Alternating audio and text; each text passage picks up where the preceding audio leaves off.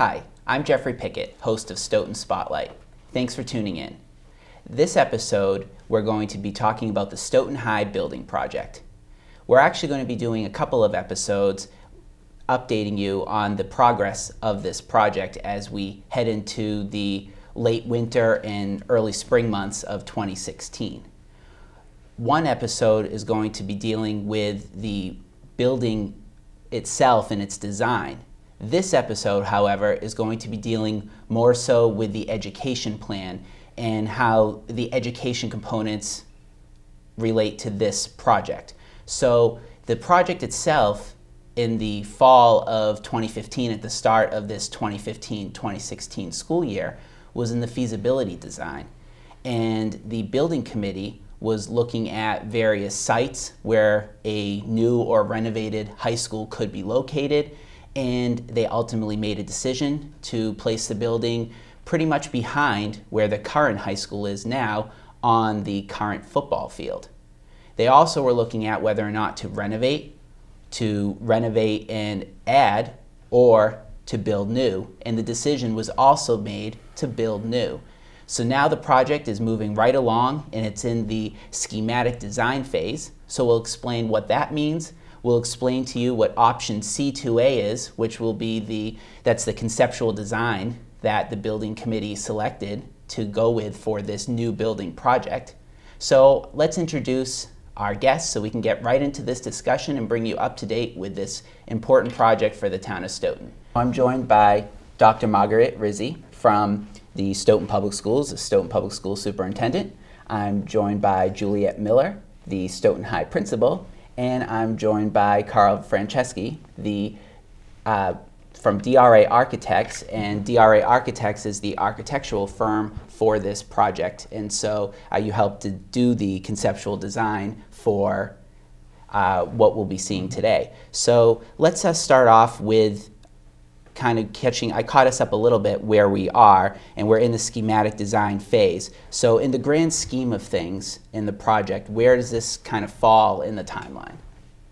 Well, we're in sort of the second half of the first phase, we might say it that way. The process is a well-defined process by the state school building authority, and the first part of it includes feasibility study and schematic design. If that gets approved by the voters of the community and the agreement of the state, then it moves into the completion of the design and ultimately the construction of the school. Those are much longer phases. This first phase is about a year or so. The next phases will be about another year of design and then about 2 years of construction.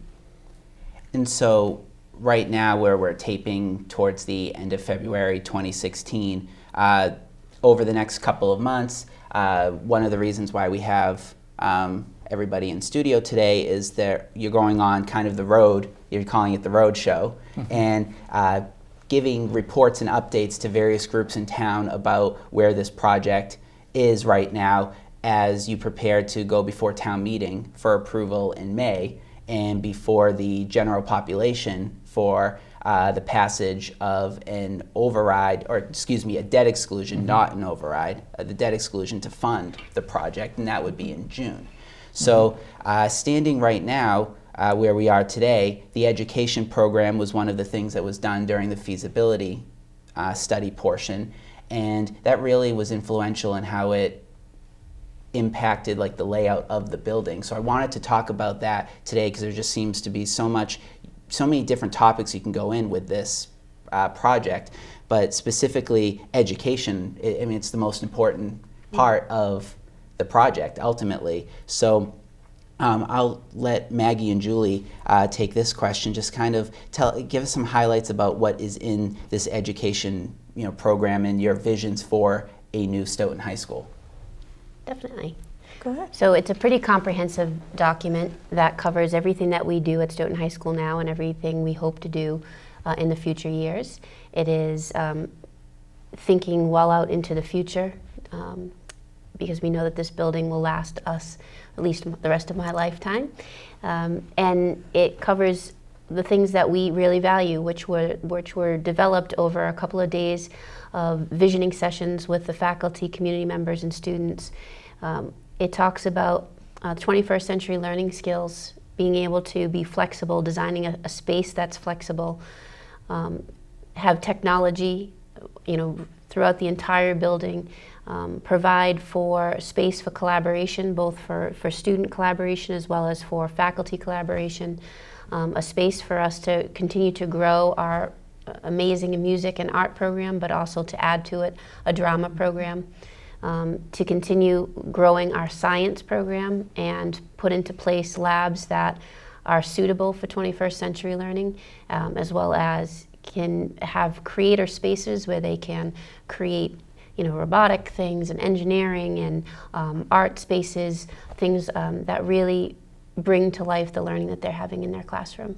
And so right now in the high school you have a pretty expansive engineering program, but the classes are being taught in what I believe is a remodeled shop. Yes. And so just kind of using that as an example, as you mentioned, having additional science classrooms, like being able to design a school around programs that you have and would like to have versus having a deficient space that you kind of have to make work. What just kind of the differences there, what you might be able to do in a new space that you can't do now? Definitely. So if you're going to use the engineering program as an example, it is a flourishing program that we are hoping to build K through 8 as well.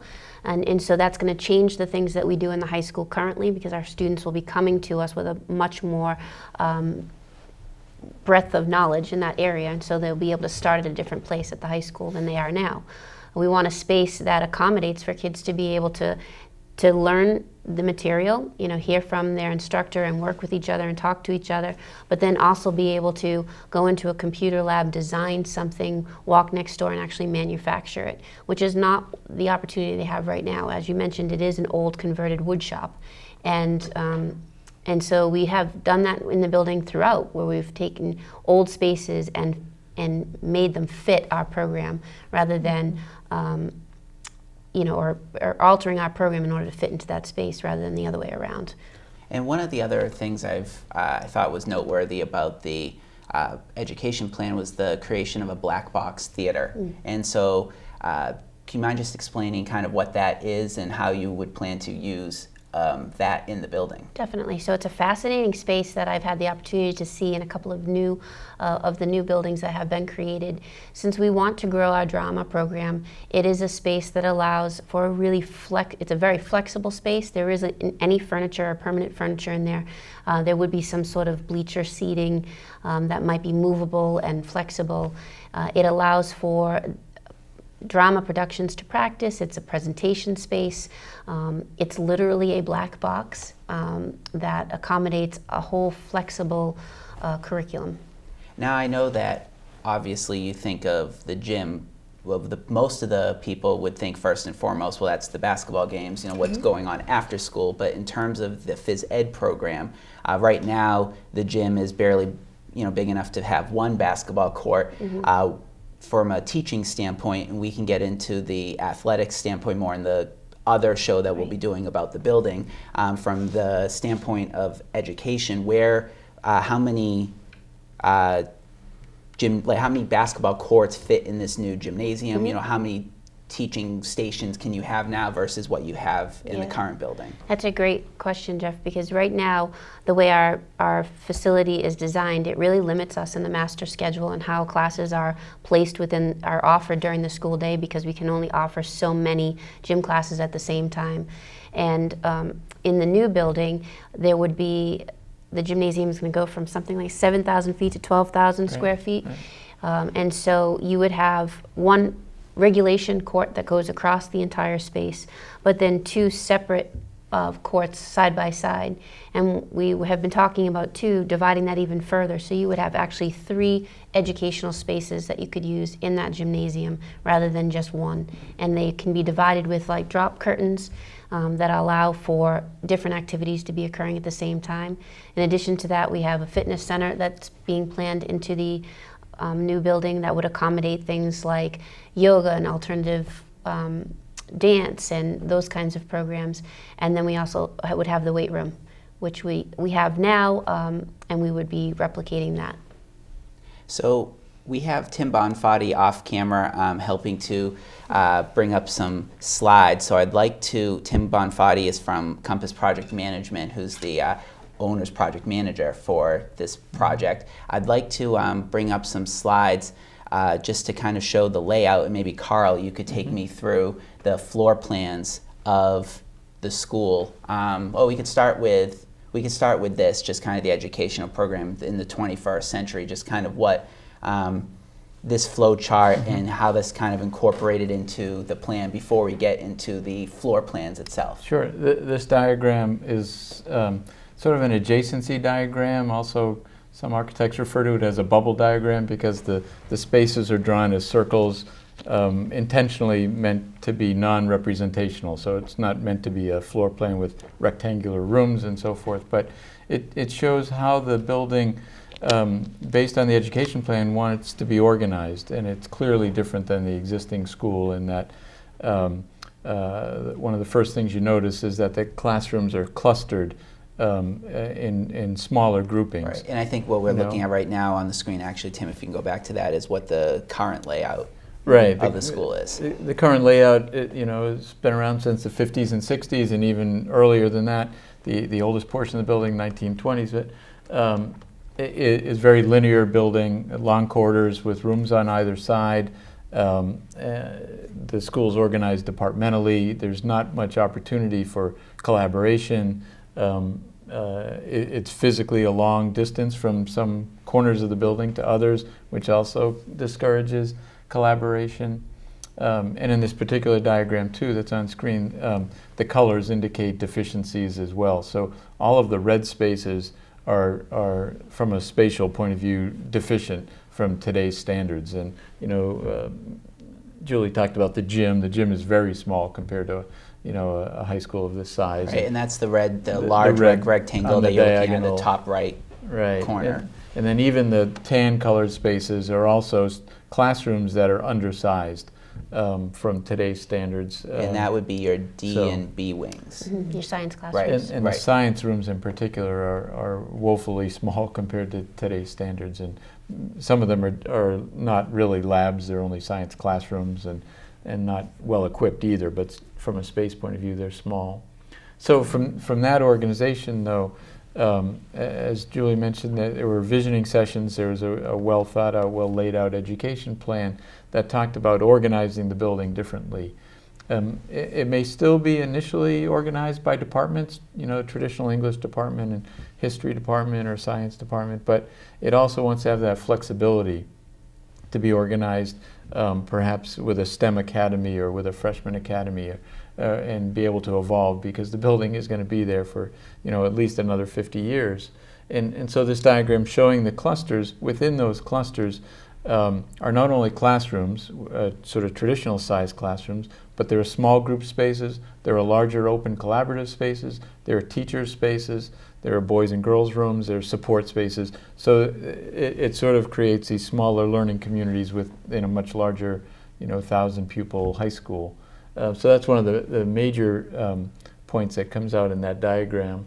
One of the other ones is sort of the separation of the core spaces of the larger, maybe public spaces, you might call them, the auditorium and the gymnasium in particular, from the academic sides of the building, because the building, it might be a good time to go to the floor plans. And that gets reflected in the floor plan. So the building like this, Stoughton has just one high school, and it really is a community asset that's going to be used more than just during the school day or more than just during the school year.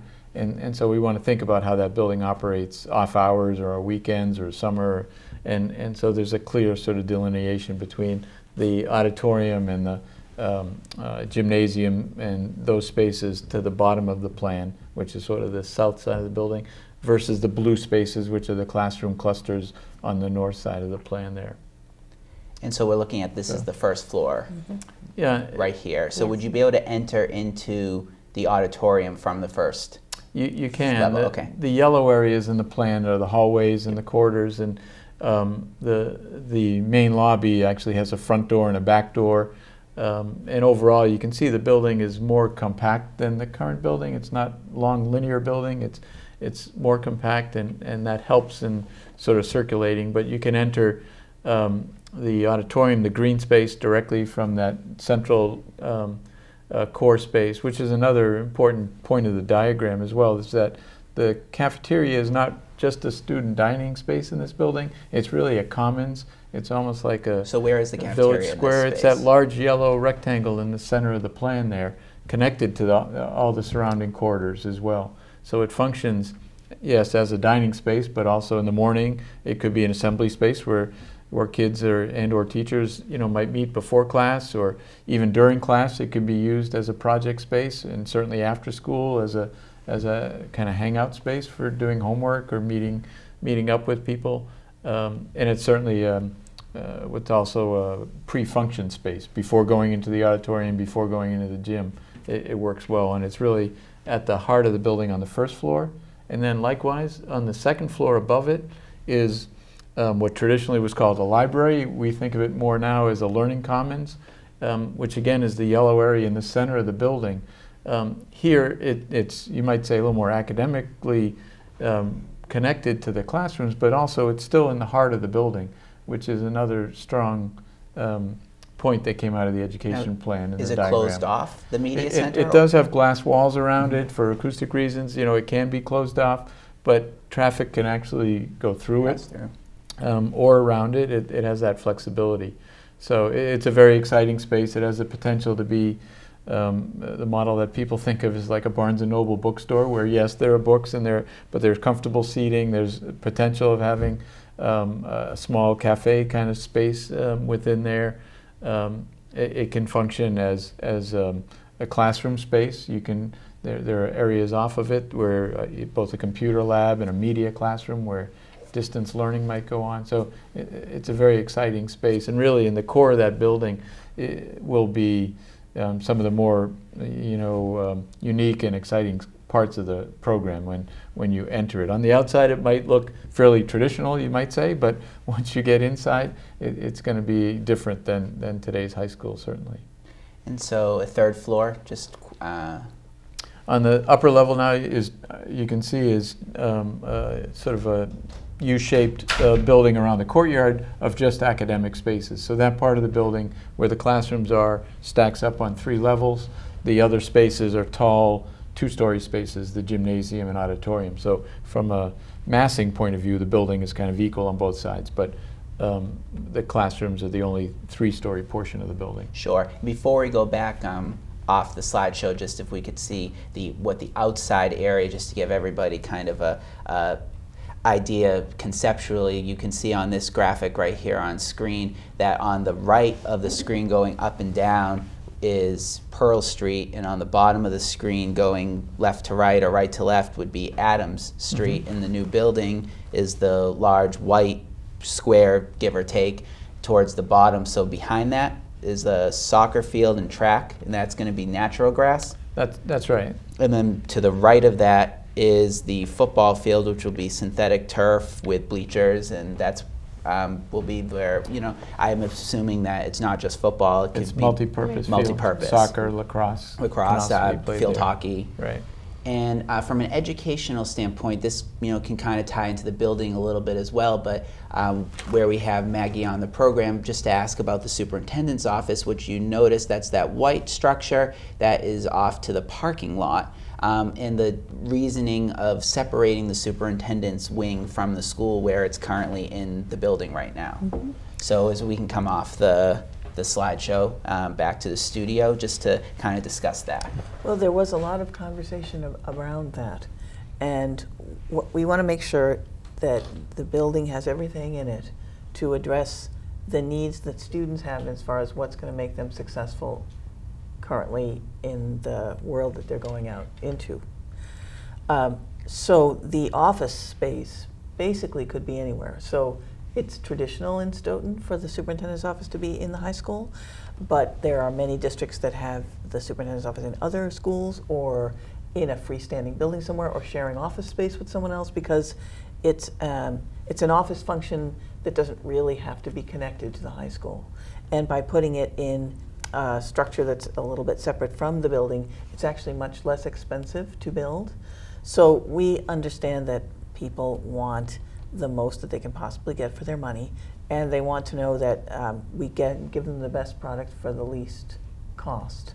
And size-wise, would it be roughly similar to what you have now, square footage? It may actually be a little larger than my actual office, because the way the superintendent's office got put into the high school, it made sense at the time, was a good place to put it. But the business office is in a completely different part of the building. The special education administration can't really be with us. The IT people can, so You'll be housing more people than you currently are The housing. ideal thing would be to have the whole administration able to work and collaborate together. And in a new space, there's more possibility that we'll be able to get more of our team in than we actually have now. And we'll go over cost of the project more in detail in the other show I was talking about, going over the building and really the process of building the new high school. But just from this perspective, give or take, what's the estimate for building a separate superintendent's building? And this would something that would not be reimbursable, if I'm correct. It wouldn't be reimbursable, though, whether it was in the building Or or not, a it was separate never building. reimbursable. Either way, it But if wouldn't you be- build it attached to the high school, it costs more per square foot. So given that it's not going to be reimbursed, it's cheaper This is to a set it in cheaper a option. separate way. Right. And it's in the vicinity of a couple $1 million. But we're actually going to be doing cost estimating at the end of this phase.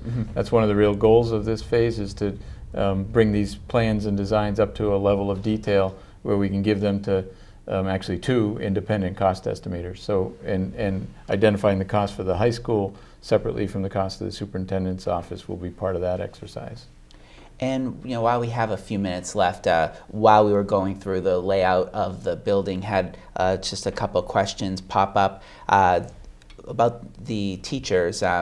Would they have their own classrooms, or is it something where it would be more of like shared spaces, and they'll have more like department-based offices? Yeah, so more like shared spaces. So we have already built collaboration into our current schedule, giving departments time off with all of their department members. And we want to continue that idea where they are working together. In the new high school building, they would likely teach all of their classes within the same classroom or within 2 classrooms. But in that layout design that we showed, in the middle of all those academic pods, there's this other space, and it's a teacher collaboration space that has a copy machine in the bathroom and a workspace for them.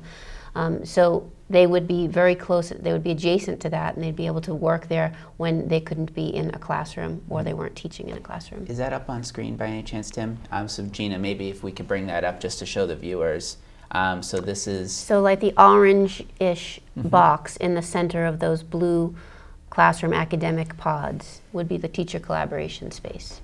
Great. And so so that gives you the flexibility of perhaps having, as you mentioned, Carl, freshman academies or like STEM academies, or having classes like American Studies where it's a English and history combined course, that type of program. Yeah, so the way the design is with the science classrooms are really the only classrooms besides perhaps the art classrooms that are designated science classrooms. They are science classrooms, they will always be science classrooms. Right, they have lab components. Exactly. Right. The other classrooms do not. So we have laid them out in a way that, just like you mentioned, we could go to different designs. If we wanted to go to a freshman academy, one of those pods with some science classrooms could become the freshman academy. And then we still have science classrooms on each of the other floors so that they would be available for the rest of the students. Or if we wanted to go to a STEM academy where science and math were all in one particular location, or some other kind of model, we have that flexibility. And so, kind of switching gears to technology. What's some highlights in this building, or will be technology speaking, in terms of what can people expect with computers or any Wi-Fi, any of what's going to be available?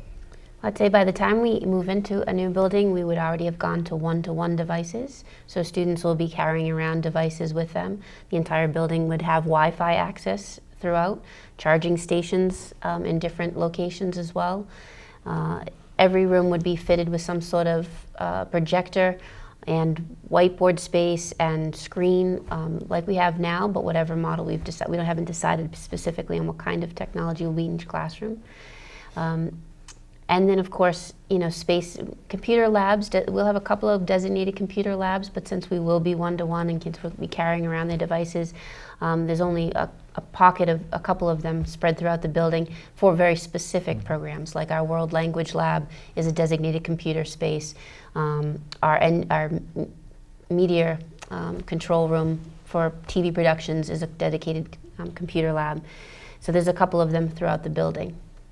And finally, before we wrap up, obviously the teachers still have to teach, the students still have to learn. That can happen in any building. But do you feel that this building will have a impact positively on things like testing scores, academic performance, and how so? I do. I think when you feel good about the surroundings that you're in, you see an elevation in mood and you see an elevation in productivity. When you're not struggling to overcome obstacles like leaky roofs and leaking windows and lack of heat or lack of air conditioning, if you're not worrying about those things, you're free to focus all of your attention on learning. So I definitely think there will be an increase across the board. And we have so we have to look at, when people say 21st century skills, it's kind of become common to throw that term around, but some of the things that it means a lot of things. There's an expectation to be successful in a variety of workspaces that you can collaborate with other people, you can work in teams, you can do projects, you can communicate really effectively. And we have spaces that students, before they even get out into the real world, can start to learn and actually have their education be in that kind of a format. So it's not going to be, well, you sit in one little spot in school and then you get out in the world and you have to do all these other kinds of things. We'll be able to actually have the model reflect what it is that we know students are going to need to be able to do. Well, great. And I want to, as our time's about to expire, just want to thank everybody for tuning in, and for Maggie, Julie, Carl for joining us. And I encourage you to watch our other program about the Stoughton High building project if you're interested more in the layout of the building, the actual process of building the school itself, and also the cost analysis, which I'm sure will be on everybody's minds. As this project stands right now, by May town meeting, the members will be asked to approve the project, and then in June, the voters will head to the ballot to approve or weigh in rather, on a debt exclusion to fund the building. So some pretty important benchmarks coming up. So thanks again for tuning in. I'm Jeffrey Pickette. Thanks for watching.